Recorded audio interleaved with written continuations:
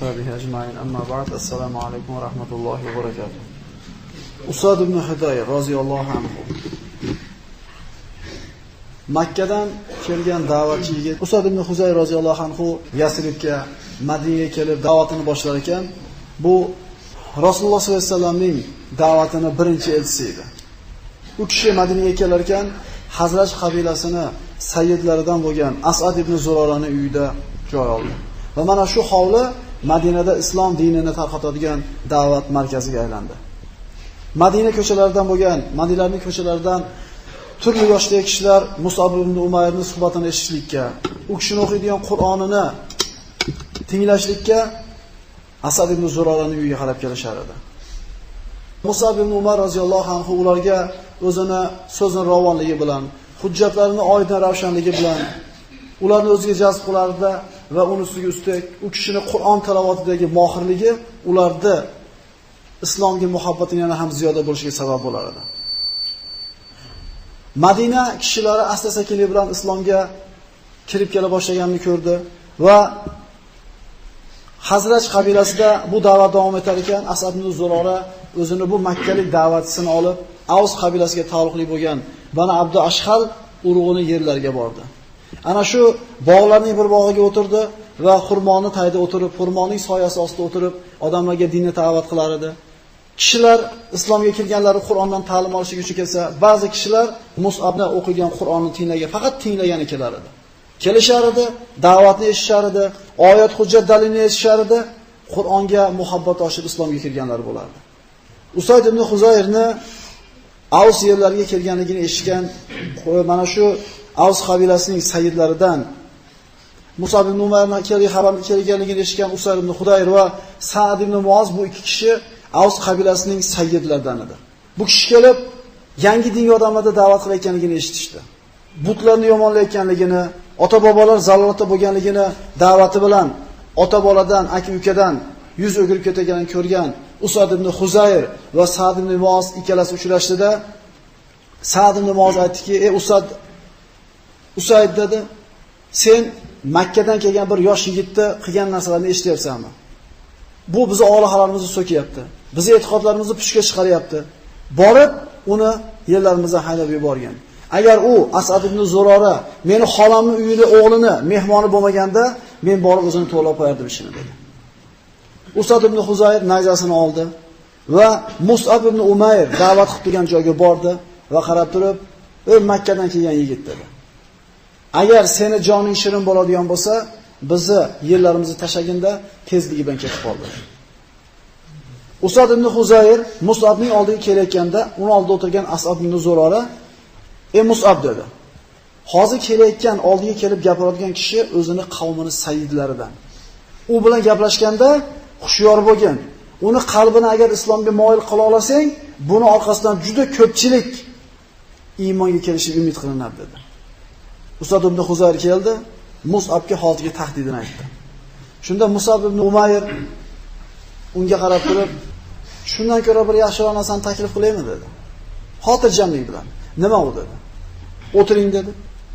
"Gapimizga quloq soling. Agar gapimiz yo'qsa, gapimizdan qanoatlansangiz, gapimizni olasiz. Yo agar qonolmaydigan bo'lsangiz, o'rnimizdan turamiz, sizni yeringizni tark qilamiz, qaytib sizlarning ko'chalarga, sizlarning yurtinglarga kelmaymiz" dedi. Usad ibn Huzayr o'zini qavmini oqil kishilardan. Shuning uchun kishini komil deb laqablashar edi. Komil degani aqli, axloqi, sajiyati, tarbiyasi mukammal bo'lgan kishi. Sa'd ibn Muoz roziyallohu anhu buni haydab yuborgin deb jo'natgan kishi, keyinchalik bu kishi iymon keltirdi. Sa'd ibn Muoz roziyallohu anhu islomga kirdi. Xandaq g'azotida shahid bo'ldi. Mana shu kishini shahid bo'lganida Alloh taolaning arshi titradi.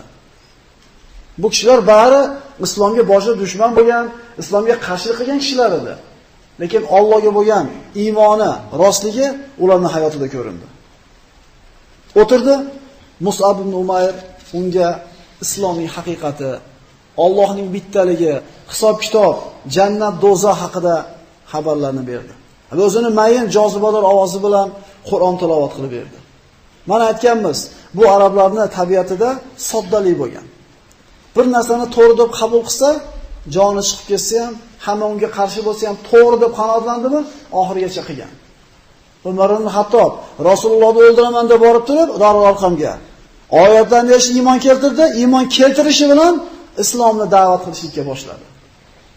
Abu Zar G'iforiy roziyallohu anhu payg'ambar sollallohu alayhi vasallamdan oyatlarni eshitgandan keyin iymon keltirganingni Abu Zar dedi payg'ambarimiz. Birovga bildirmagin. Makka da senga bir ziyon yetib, seni o'ldirib qo'yishdan qo'rqaman dedi. Desa Abu Zar nima deyapti? Makkada eshitgan oyatlarimni Qurayshga o'qib bermasdan chiqib ketib yurmayman dedi. Qanday qilib men o'zim to'g'ri deb bilgan narsani yashiraman dedi. Quraysh Ka'batani oldida to'plab o'tirgan paytda borib Qur'onni o'qib berdi. Uni tepkilab o'ldirmoqchi bo'lishganida Abbos ibn Abdul Muttolib shop qoldi. Bu G'ifor qabilasidan bu. Sizlarni hammalari Shomdan keladigan karvoniylar bo'ladi, yeridan o'tadi dedi-da, agar buni o'ldirib qo'ysalar, qolilar nima bo'ladi? Bo'ladi tabiatida, arablarda tabiatda soddalik bor. To'g'ri degan narsasini qilgan, noto'g'ri degan narsasini qilmagan. Shuning uchun islomga dushmanlik qilgani ham muxlis dushman bo'lgan, islomga do'st bo'lgani muxlis do'st bo'lgan. Usad ibn Huzayr oyatlarni eshitdi, Alloh taolo hidoyat qildi qalbini, shat turdida bu dinga kirish uchun nima qilish kerak dedi. Ko'ryapsizmi? Alloh hidoyat qilgan kishilar shunaqa bo'lar ekan. Kiyimingni poklaysan, g'usl qilasan, 2 rakat namoz o'qiysan, shahodat kalimasini aytgandan keyin.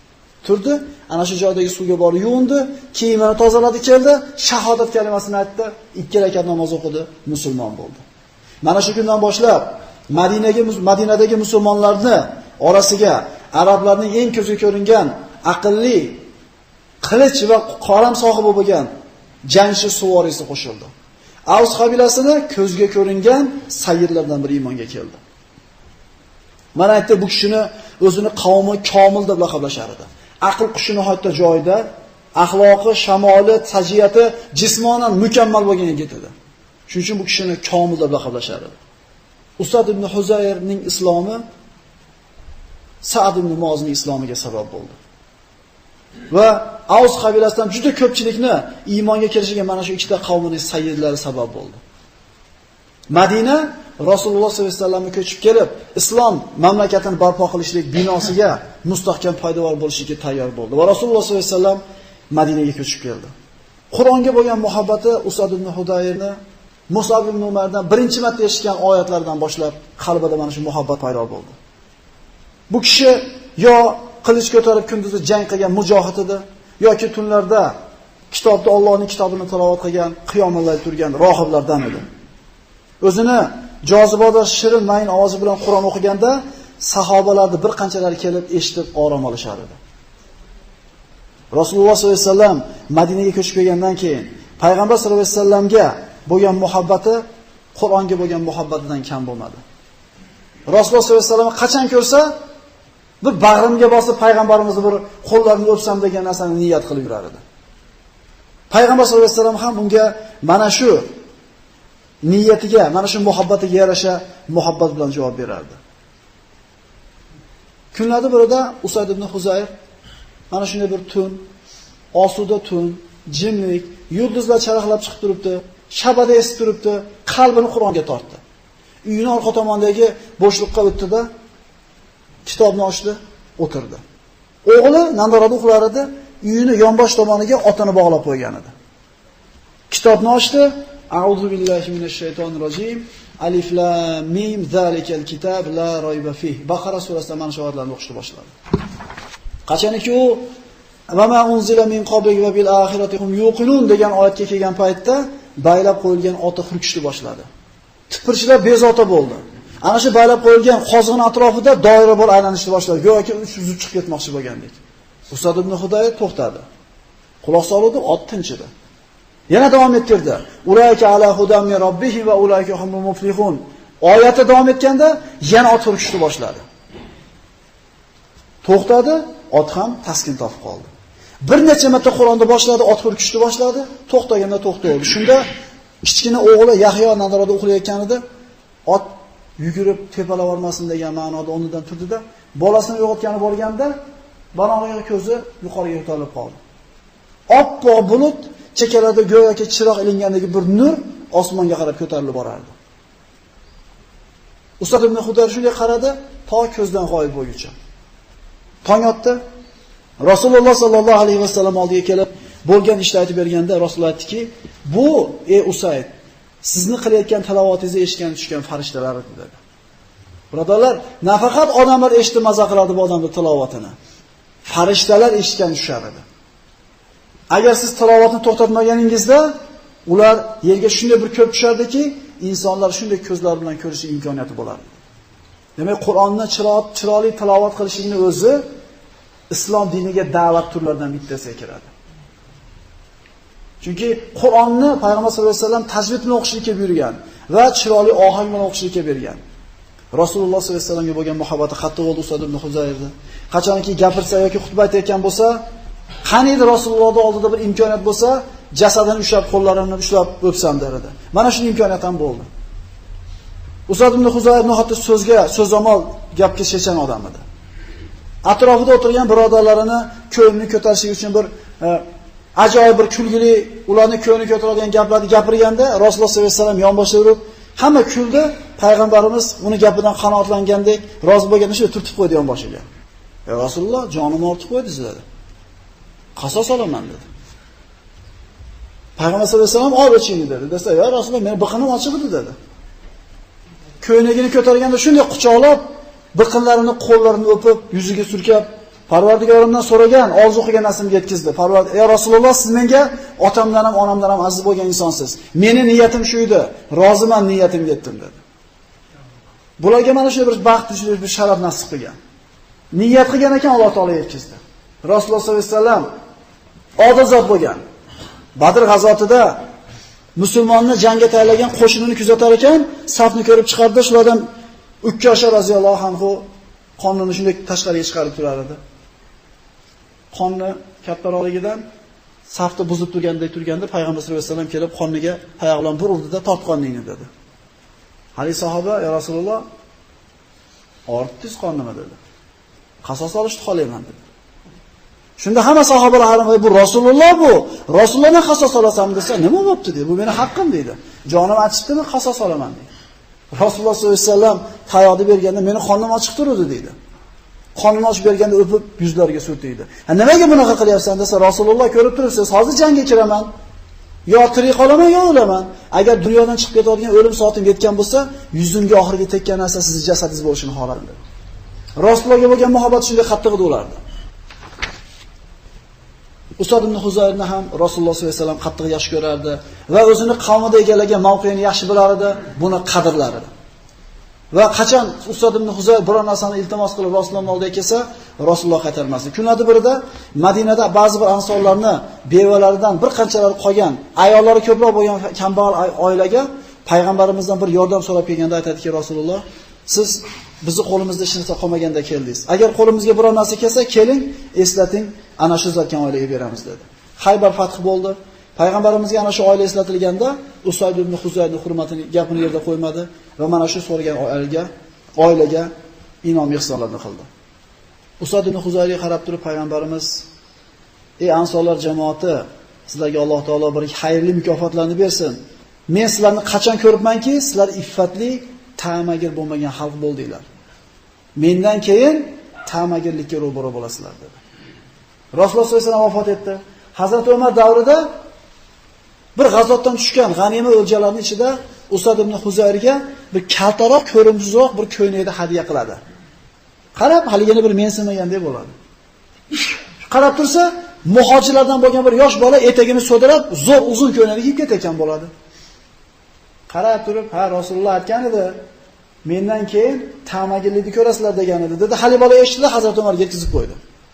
Hazrat Umar keldida, "Meni zamonimda ta'magirlik bo'ladi deb o'yladingmi? Ey Usayd, men bu ko'ynakni Ansor bir kishiga berganman Madinalikka. U sotib olibdi, bu yosh bola puliga sotib kiyib yuribdi. Ta'magirlik degan narsa meni zamonimda bo'ladi deb o'yladingmi" dedi.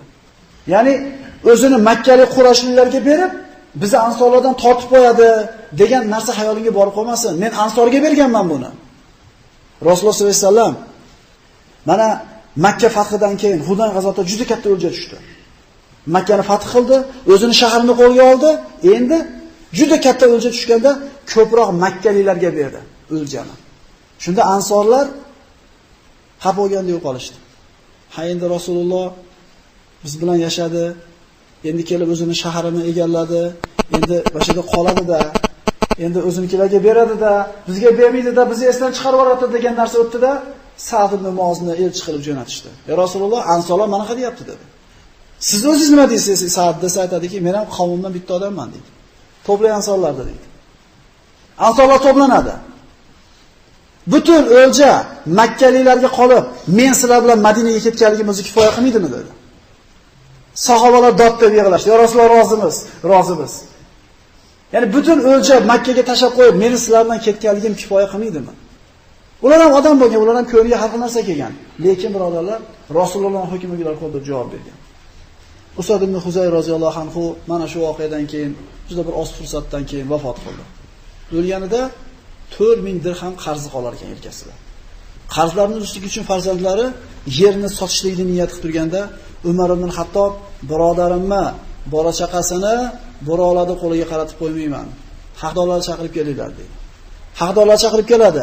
Ana shu yeridan, hosilidan yilini 1000 dirhamga sotadi mevasini.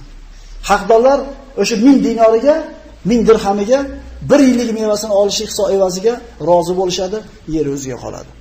Qur'on tilovatida peshqadam bo'lgan, tilovatiga eshitishlik uchun farishtalar tushgan ulug' sahobiy Usad ibn Huzayning hayoti mana shundan iborat. Da'vat turlari ko'p. Shulardan bittasi pul bilan, bittasi ilmi bilan, bittasi Qur'on tilovati bilan.